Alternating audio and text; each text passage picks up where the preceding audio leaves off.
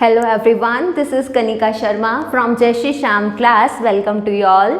तो last class में हम लोगों ने काउंटर करंट मैकेनिज्म के बारे में पढ़ लिया था. आज हम लोग पढ़ेंगे रेगुलेशन ऑफ किडनी फंक्शन. तो देखो कि जो किडनीज का जो फंक्शन है उसको कौन कौन रेगुलेट कैसे कैसे होता है उसके बारे में हम लोग पढ़ेंगे. ठीक है, तो functioning of kidney is monitored by hormonal feedback mechanism of hypothalamus and JGA. ठीक है, juxta glomerulus apparatus.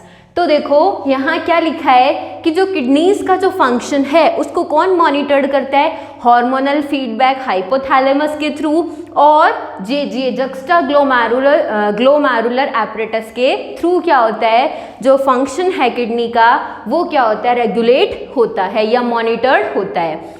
Change in blood volume, अगर हमारी बॉडी के अंदर ब्लड वॉल्यूम चेंज हो गया या आयोनिक कंसंट्रेशन चेंज हो गई या बॉडी फ्लूइड कम हो गया, क्या क्या कम हुआ या चेंज हुआ, कम ज़्यादा हुआ, कैसे किया, तो बॉडी का फ्लूइड वॉल्यूम, ये रहा देखो बॉडी फ्लूइड या ब्लड वॉल्यूम या फिर आयन कंसंट्रेशन, अगर इन चीज़ों में क्या हो गया, चेंज हो गया, तो ये किस चीज़ को एक्टिवेट कर देगा, ऑस्मो रिसेप्टर्स हमारी बॉडी में जो हैं उनको क्या कर देगा, एक्टिवेट कब कर देगा. क्या बोली मैं अभी तक मैंने बोला कि अगर हमारी बॉडी के अंदर fluid volume, blood volume, ion concentration, इन तीन चीज़ों का क्या हो जाए, वॉल्यूम में चेंजमेंट हो जाए, तो क्या हो जाएगा कि हमारी बॉडी के अंदर जो ऑस्मो रिसेप्टर्स हैं उनका क्या हो जाएगा, एक्टिवेशन हो जाएगा.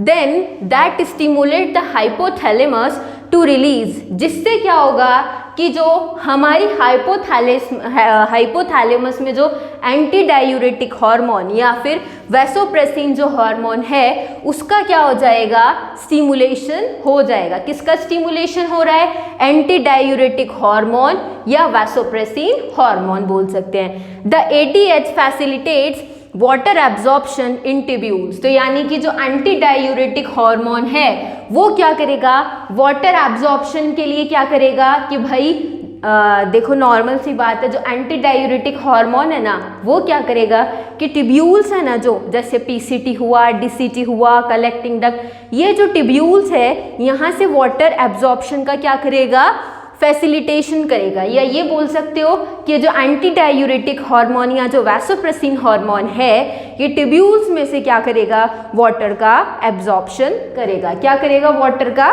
एब्जॉर्प्शन. नेक्स्ट पॉइंट है कि अगर ग्लोमेरुलर ब्लड प्रेशर क्या हो जाए, डिक्रीज हो जाए. कौन सा blood pressure, glomerular blood pressure जो अगर क्या हो जाए, डिक्रीज, जैसे नाफ्रॉन में हमने ग्लोमेरुलस पार्ट पढ़ा था तो उसके बारे में बोल रहा है ये कि अगर वो डिक्रीज हो जाए क्या, ग्लोमेरुलर ब्लड प्रेशर, तो किसका एक्टिवेशन हो जाएगा, JG सेल्स का.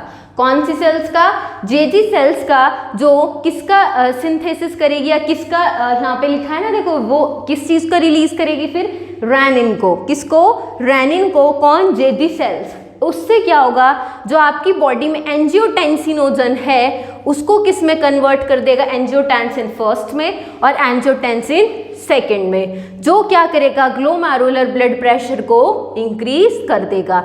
और एल्डोस्टेरोन हार्मोन है उसका रिलीज हो जाएगा जो क्या इंक्रीज कर देगा, सोडियम आयंस का एब्जॉर्प्शन एंड वाटर का क्या कर देगा, इंक्रीज कर देगा. क्या, एब्जॉर्प्शन. यानी कि जो एल्डोस्टेरोन हार्मोन जो सीक्रेट हो रहा है वो किसका एब्जॉर्प्शन को बढ़ाएगा, सोडियम आयंस और वाटर के एब्जॉर्प्शन को बढ़ा देगा. नेक्स्ट है, अभी तक इस पैराग्राफ में इंपॉर्टेंट आपका ये है वैसोप्रेसिन हार्मोन या एंटी डायूरेटिक हार्मोन. ये क्या है, ये आपका न्यूरोहाइपोफाइसिस से सीक्रेट होता है. ठीक है, एक तो ये हार्मोन, एक ऑक्सीटोसिन और ये वैसोप्रेसिन जो हार्मोन है ये न्यूरोहाइपोफाइसिस से सिक्रेट होता है. अभी हम लोग एंडोक्राइन ग्लैंड्स के बारे में पढ़ेंगे जब इसके बारे में पता चलेगा, है ना.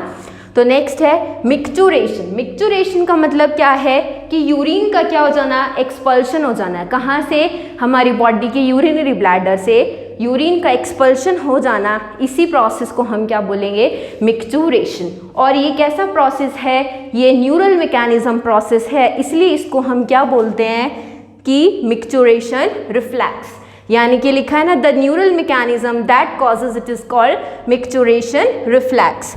Urine formed in nephron is stored in urinary bladder till a voluntary signal is given by CNS, यानी कि जो यूरिन है जो नेफ्रॉन में बना था, वन किडनी के अंदर कितने नेफ्रॉन्स हैं, वन किडनी के अंदर कितने नेफ्रॉन है, 4 million, 1 million, 2 million, 3 million, 1 million nephrons. तो 2 किडनीज में कितने हो गए, 2 मिलियन नेफ्रॉन्स। ठीक है, तो क्या बोल रही हूँ मैंने ये बोला कि जो नेफ्रॉन्स हैं, ठीक है, नेफ्रॉन से क्या फॉर्मेशन हो रहा है, किस चीज़ का फॉर्मेशन हो रहा है, नेफ्रॉन से यूरिन का फॉर्मेशन हुआ है। तो जो यूरिन का जो फॉर्मेशन हुआ है, जब तक वो बॉडी से एक्सपल्शन नहीं हो जाता तो कहाँ स्टोर रहेगा, यूरिनरी ब्लैडर में। और जब तक उसको वॉलेंट्री क्या सिग्नल्स नहीं मिल जाएं, जब तक वो यूरिनरी ब्लैडर में स्टोर है, और जैसे ही उसको क्या मिल गए, सिग्नल मिल गए, तो क्या होगा, स्मूथ मसल्स जो यूरिनरी ब्लैडर में प्रेजेंट है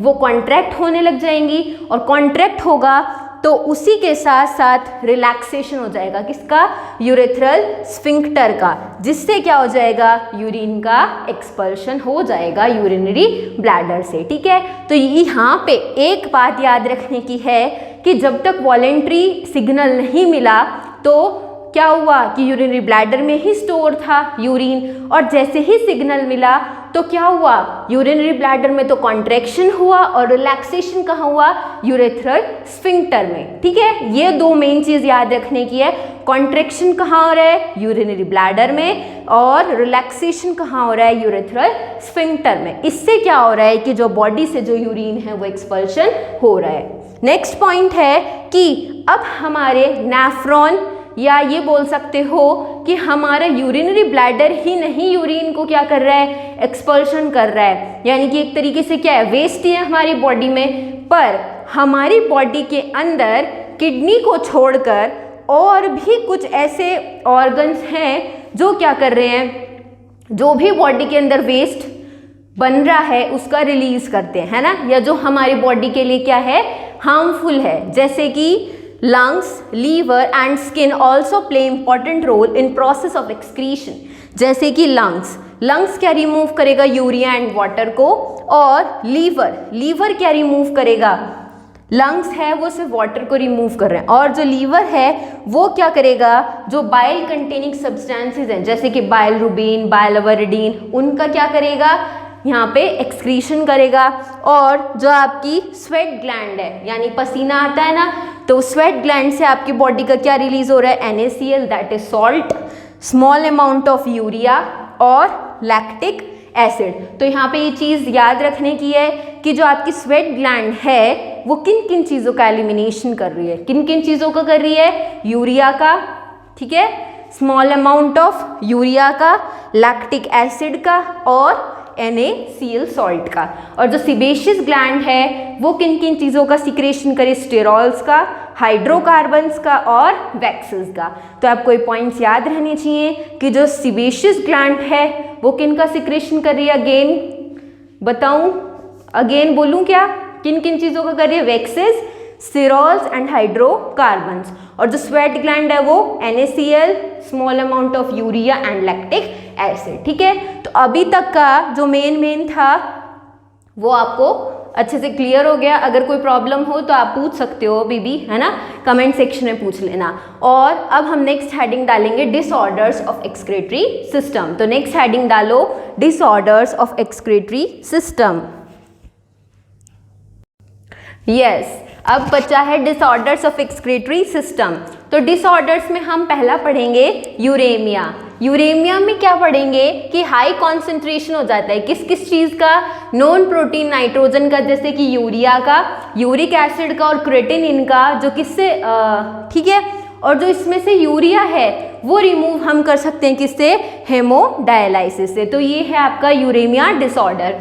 नेक्स्ट है रेनल फेलियर। रेनल फेलियर को हम बोल सकते हैं किडनी फेलियर, जिसमें क्या होता है कि जो ग्लोमेरुलर फिल्ट्रेशन होता है है ना, वो क्या हो जाता है, सीज हो जाता है, और जिससे जो किडनीज हैं वो अपना काम करना बंद कर देती हैं। फिर अब इसका भाई अपन इलाज क्या कर सकते हैं कि किडनी का ट्रांसप्लांटेशन क्या है, एक ही मेथड बचा है कि इससे बचने के लिए कि किडनी का ट्रांसप्लांटेशन हो, है ना, is the ultimate method in correction of acute kidney failure. ये है आपका रेनल फेलियर डिसऑर्डर।